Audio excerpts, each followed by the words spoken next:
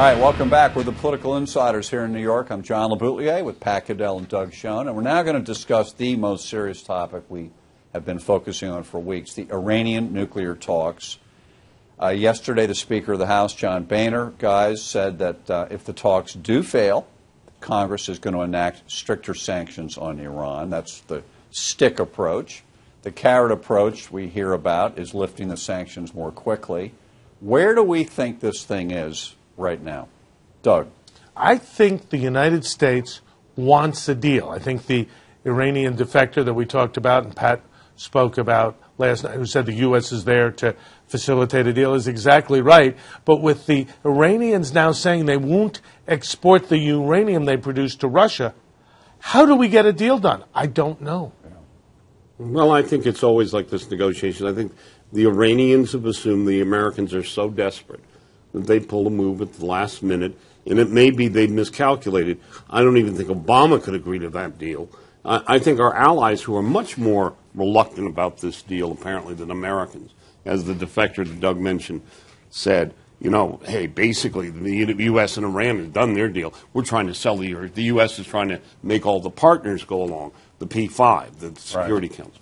I think that this is, and I'll tell you what's really insane, is we have this deal going on while Iran is upping its efforts to dominate the region, both in Yemen, its bad behaviors with Yemen. They were trying to send troops into Iraq, led by the man who was responsible for killing thousands of Americans with roadside devices. Syria, where we have, you know, we basically said, okay, we'll leave your client Assad alone.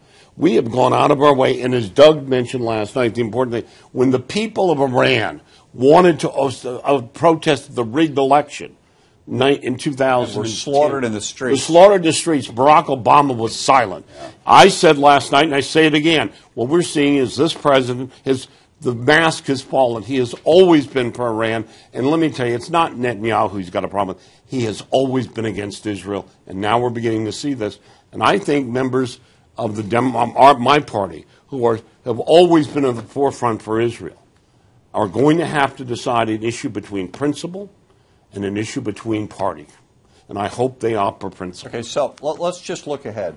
Do we three agree there is going to be some sort of agreement? I think there will be at least a framework agreement. Okay, there's going to be a framework. Probably. Watch, it'll be unwritten. We'll do the Iranian bidding. It'll be unwritten. By the way, we have framework, but we haven't written it. Well, I think it'll be. I think it will be written, but I think they will do what Reuters. It'll be so general. There'll be stuff left out of the written agreement that they do privately. There'll be secret side deals? I think there'll be secret side deals, including letters from the president to the Iranian president that we'll never know about.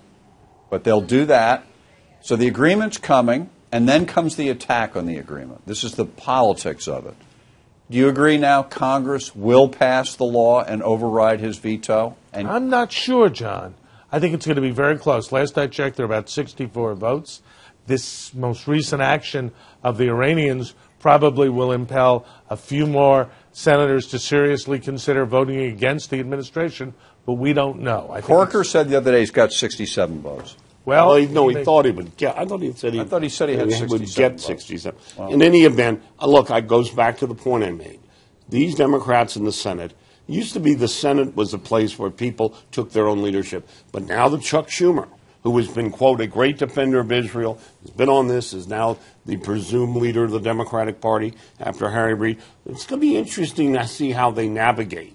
Because he has navigated having his cake and eating it, too. I'm for Israel, but always very quickly, I just want to amend my prediction.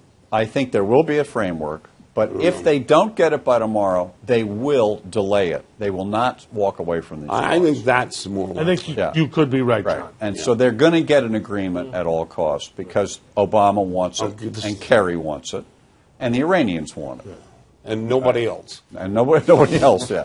All right, so for Pat, for Doug, I'm John LeBoutelier. You must watch us, please, every Sunday night, 7:30 with Harris Faulkner. We are on Easter Sunday night. We hope you can watch us, and we love having you watch us. So for Doug Schoen, who's already looking thinner on his diet, Thank you, John. Yes. Look better. And Pat and I'm John, thinner because I haven't had any bread for Lent. Congratulations. And are you going back on bread after Easter? No, just a little moderate. I haven't given up anything for Lent. Well, Good for you. Make sure you watch 7:30. Have a great week.